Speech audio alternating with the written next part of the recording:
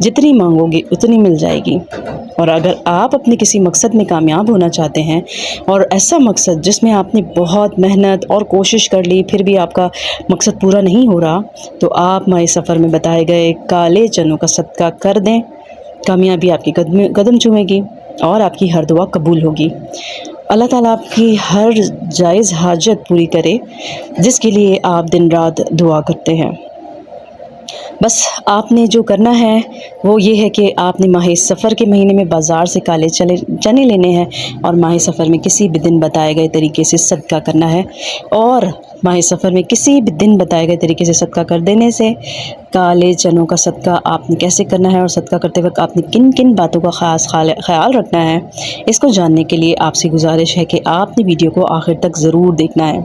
تاکہ کوئی بھی ضروری بات آپ سے چھوٹ نہ جائے۔ مزید ویڈیو میں آگے بڑھیں گے، لیکن